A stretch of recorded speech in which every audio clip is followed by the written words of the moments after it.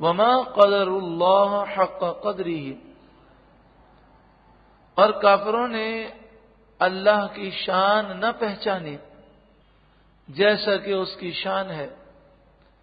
اذ قالوا، جب وہ بولے، ما انزل اللہ علی بشر من شیء، کہ اللہ نے کسی بشر پر کوئی چیز نازل نہ فرمائی۔ مشرکین مکہ نے یہودیوں سے پوچھا کہ یہ بتاؤ تو صحیح کہ کیا ایسا ممکن ہے کہ کسی بشر پر وحی نازل ہو؟ اللہ اتنا مقام و مرتبہ دے کہ وہ عام بشر سے بالکل مختلف ہو، وہ فرشتوں کو بھی دیکھے، اللہ کے کلام کو بھی سنے، اس کی آنکھیں سوتی ہوں، دل جاگتا ہو، تو ایسا ہو سکتا ہے؟ یہودیوں نے سوچا کہ یہ بھی اسلام کے دشمن ہیں، ہم بھی اسلام کے دشمن ہیں، تو اگر ہم یہ کہیں گے کہ ہاں ایسا ہو سکتا ہے تو کہیں یہ مان لیں گے؟ انہوں نے کہا نہیں، ایسا نہیں ہو سکتا۔ اللہ نے آج تک کسی بشر پر کوئی کتاب نہیں اتاری، کوئی وحی نہیں اتاری، اور بشر کبھی نبی نہیں ہو سکتا۔ تو ان مشرکوں نے یہ بات رسول اللہ کے دربار میں کہی، تو اس پر آیت کریمہ نازل ہوئی۔ اب آپ دیکھیں، یہ حقیقت میں اگر دیکھا جائے تو نبی کا انکار کر رہے ہیں۔ کس کا انکار کر رہے ہیں؟ نبی کے مقام و مرتبے کا انکار کر رہے ہیں۔ لیکن قرآن یہ نہیں کہتا کہ انہوں نے نبی کی شان کو نہ جانا، بلکہ کیا فرما رہا ہے؟ وما قدر اللہ حق قدرہ، انہوں نے اللہ کی شان کو نہ پہچانا۔ معلوم یہ ہوا کہ اللہ والوں کی شان کو نہ سمجھنا در حقیقت اللہ کی قدرت کو نہ سمجھنا۔ اور ایسا وہی کہتا ہے جس کا عقیدہ کمزور ہو، نہیں اللہ ایسا نہیں دے سکتا، اللہ کیسے دے سکتا ہے؟ تو اللہ جسے جو چاہے مقام دے، اس میں تعجب والی کون سی بات ہے؟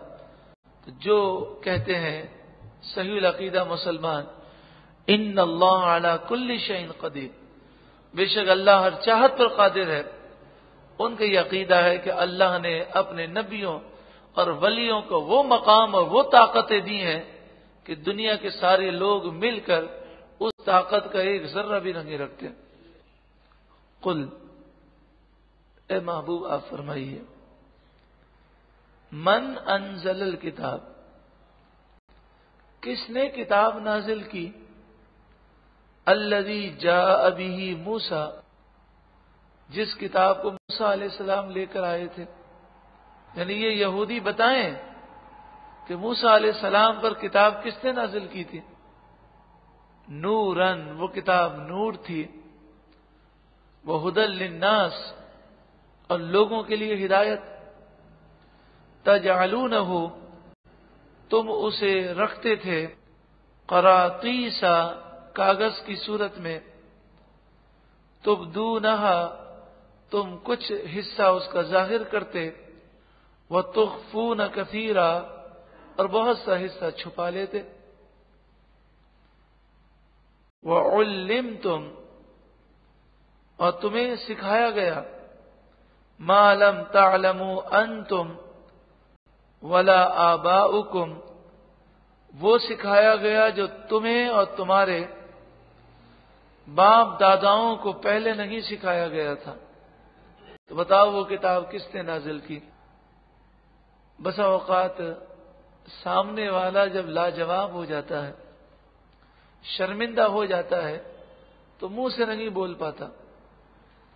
تو یہاں یہ بتایا گیا کہ جب تم یہ بات کہو گے تو ان کے پاس کوئی جواب نہیں ہوگا، تو اب یہ شرم کے مارے چپ ہو جائیں گے، تو تم خود ہی کہہ دینا، قل اللہ، اے محبوب آپ کہہ دیجئے یہ کتاب اللہ نے نازل کی۔ ثم ذرہم، پھر اے محبوب آپ انہیں چھوڑ دیں، فی خوضہم یلعبون، تاکہ وہ اپنی فضول بحثوں میں، اپنی مشغولیت میں وہ کھیلتے رہیں۔ فی خوضہم یلعبون، اپنے کاموں میں وہ کھیلتے رہیں، مست رہیں، اب انہیں چھوڑ دیں۔ یہ لوگ جان بوجھ کر ہدایت پر نہیں آتے۔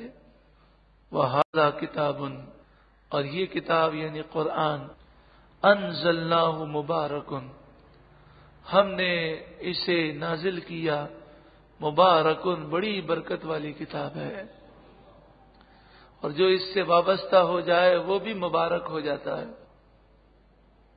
مصدق الذی بین یدیہ، وہ پچھلی کتابوں کی تصدیق کرتی ہے کہ پچھلی کتابوں میں قرآن کا ذکر تھا، قرآن آ گیا تو اس نے یہ ثابت کر دیا کہ پچھلی کتابوں نے جو کچھ کہا وہ صحیح کہا۔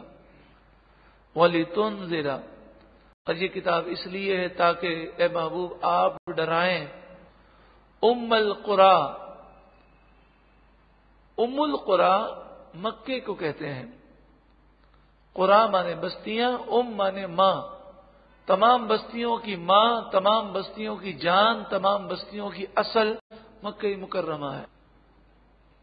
بعض مفسرین نے فرمایا کہ دنیا کی جب ابتدا ہوئی تو سب سے پہلے مکے کی سرزمین بنی ہے، اور اب بھی اگر آپ دنیا کے نقشے پر غور کریں تو مکہ شریف آپ کو پوری دنیا کے نقشے میں سینٹر میں محسوس ہوگا، بلکہ بعض سائنسدانوں نے یہ تحقیق بھی کی اور پوری دنیا کی پیمائش کر کے انہوں نے یہ بتایا ہے کہ بالکل سینٹر کے اندر مکہ مکرمہ ہے۔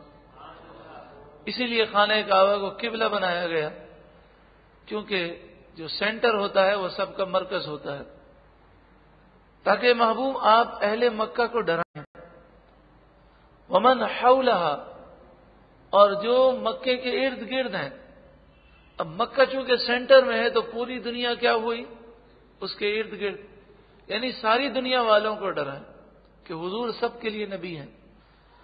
والذین یؤمنون بالآخرۃ، اور وہ جو آخرت پر ایمان رکھتے ہیں، یؤمنون بہ، وہ اس قرآن پر بھی ایمان رکھتے ہیں، وہم علی صلاتہم یحافظون، اور وہ اپنی نمازوں کی حفاظت کرتے ہیں۔ نمازوں کی حفاظت، غسل، وضو، نماز کے شرائط، فرائض، واجبات، ان کا خیال کرنا، پابندی سے پڑھنا، خوش و خضوع توجہ سے پڑھنا، بڑے اہتمام سے پڑھنا۔ انسان حج کے لیے جاتا ہے کتنا اہتمام کرتا، عمرے کے لیے جاتا ہے کتنا اہتمام کرتا، لیکن حج سے بھی افضل عبادت نماز ہے، روزے سے بھی افضل عبادت نماز ہے۔ تو ٹھیک ہے دن میں 5 مرتبہ ہے، لیکن ہر مرتبہ اس کا اہتمام اچھا ہونا چاہیے، بڑے اطمینان سے پڑھنی چاہیے۔ ایک وقت کی نماز بھی قبول ہو گئی تو دونوں جہاں میں ہمارا بیڑا پار ہو جائے گا۔ ومن اظلم، اور اس سے بڑھ کر ظالم کون، ممن افترى علی اللہ کذبا، کہ جو اللہ پر جھوٹ باندھے، یعنی جو اللہ پر جھوٹ باندھے وہ سب سے بڑا ظالم ہے، کیونکہ انہوں نے یہ کہا تھا کہ اللہ نے کسی بشر پر کوئی چیز نازل نہیں کی، تو انہوں نے اللہ پر جھوٹ باندھا۔ او قال اوحی الی، یا وہ کہے کہ میری طرف وحی کی گئی، ولم یوحى الیہ شیء، حالانکہ اس کی طرف کچھ بھی وحی نہیں کی گئی۔ تو اس سے بڑھ کر ظالم کون ہوگا کہ جھوٹی نبوت کا دعویٰ کرے، جیسے مرزا غلام قادیانی اور جتنے بھی جھوٹی نبوت کے دعوے دار گزرے، سب سے بڑے ظالم ہیں۔ ومن قال، اور جو کہے سأنزل، ان قریب میں نازل کروں گا، مثل ما انزل اللہ، اس کے مثل جو اللہ نے نازل کی ہے، یعنی جو یہ کہے کہ یہ قرآن جیسا میں بھی بنا سکتا ہوں تو وہ بہت بڑا ظالم ہے۔ وَلَوْ تَرَىٰ، اور اگر تم دیکھو وہ وقت، تصور میں لاؤ، اِذِ الظَّالِمُونَ فِي غَمَرَاتِ الْمَوْتِ، جب ظالم موت کے جھٹکوں میں ہوں گے۔ کب تک دنیا کے مزے اڑائیں گے؟ بے بسی کا وہ دور ہر ایک پر آنا ہے کہ جب روح نکل لگی ہے وہ روک نہیں سکتا اپنی روح کو۔ دنیا کے سارے ڈاکٹر بے بس ہیں۔ والملائکۃ، اور فرشتے، باسطو ایدیہم، اپنے ہاتھوں کو پھیلا کر ان کی روح نکال رہے ہوں گے سختی کے ساتھ.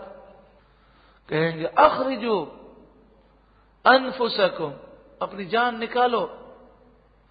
ایک ایک جھٹکا تلوار کے 1000 واروں سے زیادہ سخت ہوگا. الیوم، آج کے دن، تجزون، تمہیں بدلہ دیا جائے گا، عذاب الہون، ذلت کے عذاب کا، بما کنتم تقولون علی اللہ غیر الحق، اس وجہ سے کہ تم اللہ پر جھوٹی باتیں کہتے تھے. کنتم عن آیاتہ تستکبرون، اور تم اللہ کی آیتوں سے تکبر کرتے تھے، ایمان نہیں لاتے تھے. پھر کل بروز قیامت لوگ اللہ کے حضور حاضر ہوں گے. جس طرح دنیا میں خالی ہاتھ آئے تھے وہاں بھی خالی ہاتھ اٹھیں گے. جس طرح دنیا میں بغیر لباس کے آئے تھے وہاں بھی بغیر لباس کے اٹھیں گے. وَلَقَدْ جِئْتُمُونَا، اور ضرور بے شک تم ہمارے پاس آ گئے، فرادا، اکیلے، کما خلقناکم اول مرہ، اس طرح آئے ہو جس طرح ہم نے تمہیں پہلی مرتبہ پیدا کیا. اور اس دنیا کے اندر جو تم نے محنتیں کی تھی، بڑے بڑے بنگلے، محل، بینک بیلنس، کاروباری مراکز جو بنائے تھے، وَتَرَكْتُمْ مَا خَوَّلْنَاكُمْ وَرَاءَ ظُهُورِكُمْ، اور جو تم نے کوششیں کی تھیں، ما خولناکم، جو نعمتیں ہم نے تمہیں دی تھیں، وہ ساری نعمتیں تم اپنی پیٹھ کے پیچھے چھوڑ کر آ گئے. آنکھ بند ہوئی تو نہ بینک بیلنس رہا، نہ مکانات، نہ بنگلے، نہ کاریں، سب دوسرے کا ہو گیا. وما نرى معكم شفعاءكم، اور ہم تمہارے ساتھ وہ تمہارے سفارشی نہیں دیکھتے. الذین زعمتم انہم فیکم شرکاء، جنہیں تم نے خدا سمجھا ہوا تھا، اور تم کہتے تھے قیامت تو نہیں آئے گی لیکن اگر آئی تو ہمارے یہ جھوٹے خدا بچا لیں گے. لقد تقطع بینکم، تمہاری آپس کے رشتے ختم ہو گئے، بتوں کا اور پجاریوں کا رشتہ اب ختم ہو گیا، دنیاوی رشتے بھی ختم ہو گئے، نفسا نفسی کا دور ہے. وَضَلَّ عَنْكُمْ مَا كُنْتُمْ تَزْعُمُونَ، اور جو تم گمان کرتے تھے وہ من گھڑت باتیں اب تم سے دور ہو گئیں. اب تمہیں یہ بات تم پر سامنے واضح ہو گئی کہ ان من گھڑت باتوں میں کچھ بھی نہیں تھا، تم نے غلط سوچا، تم اللہ کے عذاب کے حقدار ہوئے. اللہ رب العالمین ہمیں اس قلیل بے وفا دنیا کے اندر رہتے ہوئے طویل ترین آخرت کی تیاری کی توفیق عطا فرما. ایک نہ ایک دن ہمیں اس دنیا سے جانا ہے، اکیلا قبر میں اترنا ہے. نہ ماں قبر میں ہوگی، نہ باپ، نہ بیوی، نہ بچے. اور پھر یہ اندھیری راتیں ہمیں بسر کرنی ہے. تو اس قبر کو روشن کرنے کے لیے ہمیں کوشش کرنے کی اللہ توفیق عطا فرما.